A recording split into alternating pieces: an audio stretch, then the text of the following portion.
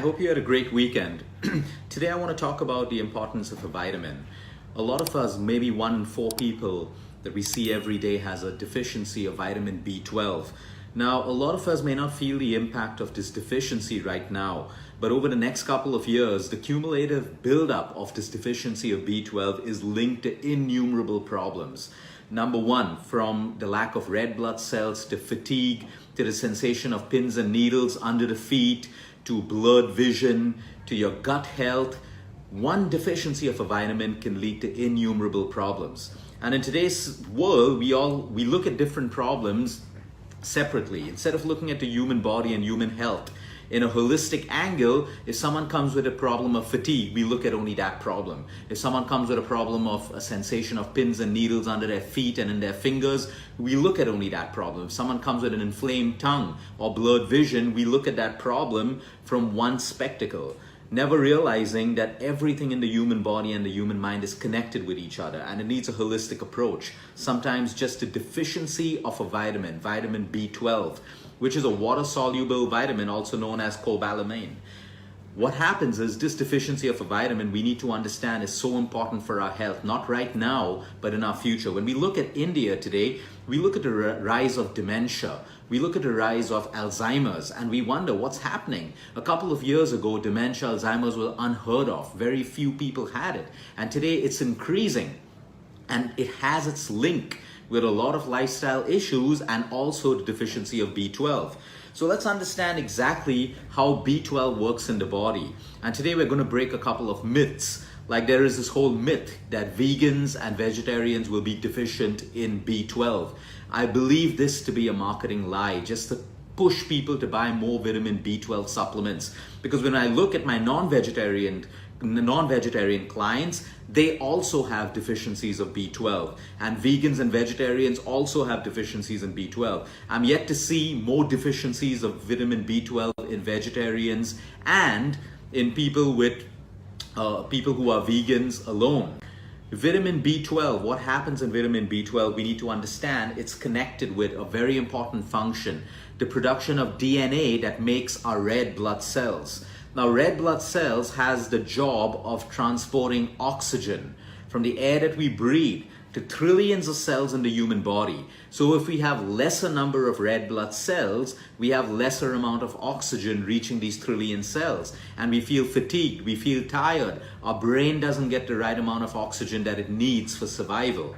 So you see, the production of DNA results in the production of red blood cells. Now many people suffer from anemia, or a condition called megaloblastic anemia. What happens over here is we don't have the right amount of red blood cells. There are red blood cells which are produced in the bone marrow. These red blood cells are very large and fragile. Because they're large, they cannot leave the bone marrow and enter the blood, which means our blood has less red blood cells. These fragile red blood cells in the bone break down and produce a substance called bilirubin. So sometimes when we look at our blood reports and we see high bilirubin levels, we can sometimes link it to low vitamin B12 levels. Because we have the lack of B12, we don't produce the right amount of red blood cells. Now, who suffers from low B12 basically? You can find this in the elderly people whose guts are compromised. You can find it in people who have gone through surgery where a part of their gut is removed. You can find it in people who are on this diabetic drug called metformin, because when you're on metformin, you automatically have a deficiency of B12. And you can find it in people who have a long history of popping antacids all the time, because we know antacids mess up the stomach acid, which is important for the synthesis of vitamin B12. People who smoke a lot, people who drink a lot, and people who are on a lot of medication, this can deplete and compromise the synthesis of B12 as well. My belief is that B12, we all get enough of B12, whether you're non-vegetarian, whether you're vegetarian, whether you're vegan. We need a little bit of B12 in the system.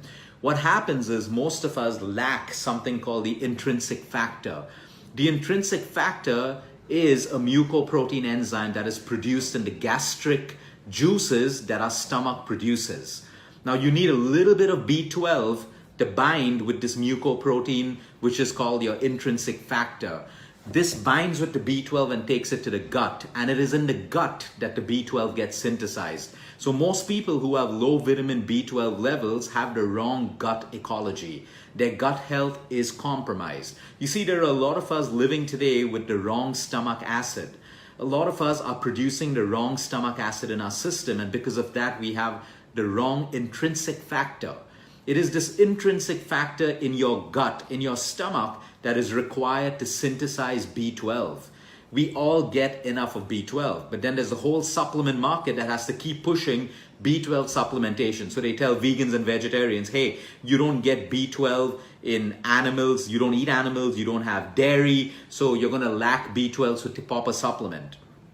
But like I said, we see even non-vegetarians who are meat eaters and dairy consumers who have a lack of B12 in their system. So technically you need the intrinsic factor, and you need a trace mineral called cobalt. That's where vitamin B12 gets its scientific name, cobalamin. Cobalt is a trace mineral that is found in your gut. You find this in foods like nuts, seeds, dry fruits, good oils like cold pressed oils, coconut oil, olive oil, butter, rice. You find cobalt in small traces. If your gut has the right amount of cobalt in, then the B12, the bacteria in your gut, combines with the cobalt to synthesize B12. You see, it's not about the quantity of B12 that you take, it's about how your body assimilates and absorbs. All B12 absorption happens in your gut lining. So your intestinal lining, if that is healthy, if you have the right lining, you are able to assimilate and synthesize B12. But most of us today have the problem in our gut. We have acidity, we have bloating, we have flatulence, excessive flatulence, we have belching problems, and these are all symptoms that our gut and stomach isn't working the right way. So no matter how much of B12 you take, it is not about the quantity. You'll see that your levels are low, your doctor prescribes B12, your levels shoot up for a while, you take injections of B12, and within 6 months your levels have fallen again. Because it is not about the quantity of B12, it is about your gut health. If you want to maintain the right amount of B12 in your system, you got to maintain your gut health. Anyway, let's talk about the deficiencies more in detail, because we need to understand how important B12 is for your health. A lot of people sleep well, they eat well, but yet they feel tired and fatigued throughout the day. You got to check your B12 levels, because again, B12, if you have low B12, you don't have the right amount of red blood cells. You don't have the right amount of red blood cells, you're unable to carry oxygen from the air that you breathe to trillions of cells, and that's what powers energy in the human body. Sometimes we're fatigued because we don't have the right amount of oxygen reaching our brain. And people who do yoga, people who do pranayama, people who do headstands will realize this. You get this sudden rush of energy because we have this sudden rush of oxygen to trillions of cells in the human body. So sometimes instead of reaching out for more caffeine, more Red Bulls, more stimulants like sugar, we have to look at a simple deficiency of B12. Okay, because B12 means more energy and more oxygen to your body. A lot of people suffer from the sensations of pins and needles under their feet and in their thumbs and in their hands. And they link this with more complicated diseases. Now what happens is B12 is a contributor to the metabolic pathway of something called myelin. Myelin is a fatty substance that coats our nerves. Think of a wire. A wire is insulated. If a wire isn't insulated and it touches another wire, there's something that happens. There'll be sparks, there'll be a short circuit, and there's a problem that occurs. So that's why electrical wires are insulated. It's the same way our nerves are constantly working on electrical communication between every cell and every nerve in the human body. The insulation for these nerves is something called myelin. Myelin is a fatty substance that requires B12. B12 is required, which is why in patients with multiple sclerosis, where we find the myelin sheet is degenerating, we find a deficiency of B12 as well, which is why B12 plays such an important role in the patient's history of multiple sclerosis. So what happens over time, this insulation of myelin gets lesser and lesser because it doesn't have what it needs to be produced, which is vitamin B12. And you can find every link with dementia, Parkinson's, Alzheimer's, memory loss, brain fatigue, brain fog, and all of these issues in the body because we lack one important vitamin B12. So that sensation, sometimes it's linked to diabetes, but in most cases it's linked with a lack of B12. So you get these sudden pains or these sudden nerve pinches, you know that your myelin is less and you know that your B12 is less. So get your B12 levels checked, check your gut health and fix that immediately. In the elderly people, we see a change in mobility. You find that certain people lose their balance and they tend to fall very easily. Again, don't blame it on old age. Look at vitamin B12 levels, because B12 is also responsible for the coordination of mobility in the human body. So you see, everything that's happening in the brain is neurological. There is electricity happening in the human brain. You either have the right wiring or you have the wrong wiring. To have the right wiring, you need the right insulation, which is myelin again. Then you have something called glossitis or mouth ulcers. A lot of people constantly get these mouth ulcers, or their tongues get inflamed all of the time. So again, you got to look at vitamin B12 because it leads to that. Breathlessness and dizziness. Okay, we blame it on sugar levels all the time. We blame it on pressure. But again, look at your B12 levels. If you constantly get dizzy or you're constantly breathless, okay, what happens again? Your red blood cells are lesser in number, so they're unable to carry oxygen. If we don't have the right amount of oxygen reaching our brain or our body, we get breathless or we get dizzy. So you want to check your B12 levels again.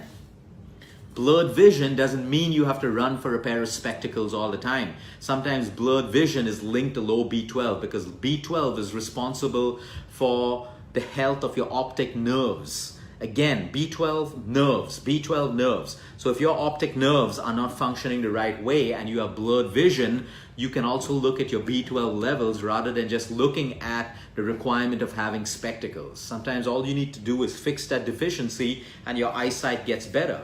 And again, mood changes. So many people today go through mood changes. So they blame it on stress, they blame it on their bosses, colleagues, relationships, lack of sleep, and all of these things. Sometimes all you need is the right amount of B12 in the human body, because B12 is related to depression as well.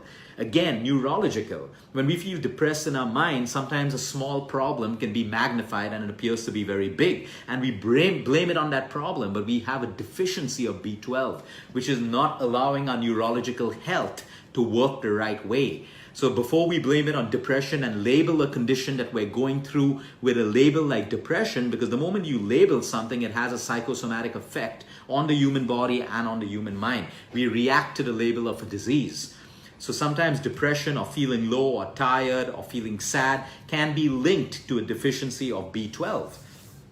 Now, when you do your medical report, you can check for B12, but I always tell people to check for homocysteine, because homocysteine is an inflammatory marker, but it also tells you whether you have a deficiency of folic acid and B12 in the human body. Folic acid and B12 work together in the human body. So when you have elevated levels of homocysteine, your body's trying to tell you that it also has a deficiency of folic acid and B12. Sometimes the best way to bring down homocysteine is by improving your B12 and your folic acid in the human body. So again, stop looking for foods that are rich in B12. Very, very few foods have it. And it's not about getting B12 from foods. It's about improving the health of your stomach and your gut. If you're producing the right amount of stomach acid, you see, everyone's trying to be alkaline today. The stomach has to be acidic. You need to keep a range of 1.5 to 3 on the pH scale. That's highly acidic in the stomach. So every time we get over acidic because we're overeating, we're having too much of sugar, we're keeping long gaps between our meals, we pop antacids. Antacid stops the stomach from producing acid. You don't have the right amount of acid, you don't produce intrinsic factor. You don't have intrinsic factor, you cannot bind on to B12 in the human body. And then you come down to the gut. Most of us have damaged guts today because of overeating, stress, poor lifestyle, excessive drinking, smoking, lack of sleep, hormonal imbalance. So even if we have B12 going into our system because we're popping some vegan B12 supplements, it's not about what you pop. It's about, is your gut intestinal lining able to absorb the B12 that you're consuming? So you see, the human body has to have the right ecology, has to have the right environment. When your stomach has the right environment, your B12 will be bound correctly, when your gut has the right ecology or environment, the B12 will be synthesized and absorbed the right way. So we got to break away from this marketing lie that we need more supplements. We need more foods that have B12. We need the right ecology that can handle a little bit of vitamins. Go back 10 to 20 years. B12 supplements were unheard of. People were vegetarian, they didn't have B12 deficiencies because we got a little bit of it from our food, but we had good gut health and we had good stomach health. And the third thing is we become too clean. We constantly use, all of these hand washes and we're constantly too clean. Sometimes we need dirt because I believe that B12 is a bacteria. And B12 is a bacteria. It gets synthesized with the good bacteria in our gut and absorbed into our system. So before in the past, we would pluck out vegetables, we would eat it. There would be a little bit of mud that gets into our system. We need a little bit of good dirt in our systems. We hardly play with mud. We're hardly exposed to mud that has the bacteria, the microbes, the organisms that can synthesize and make the right amount of B12 in our system. So when we get too clean, because we live in this paranoid world of constantly, sanitizing our hands, and then we have antibiotics that we take. We take antibiotics, we flush out our good bacteria, we flush out B vitamins, which is why it is so important that when you're prescribed an antibiotic, you should take a B complex, which is a B vitamin, and you should take a probiotic to repopulate your gut bacteria. And that's how you improve your gut. A damaged gut will not be able to absorb B12 the right way, no matter how much you take. So when you've gone through sickness and medication, it is so important for you to repair your gut lining, to repopulate your microbiome.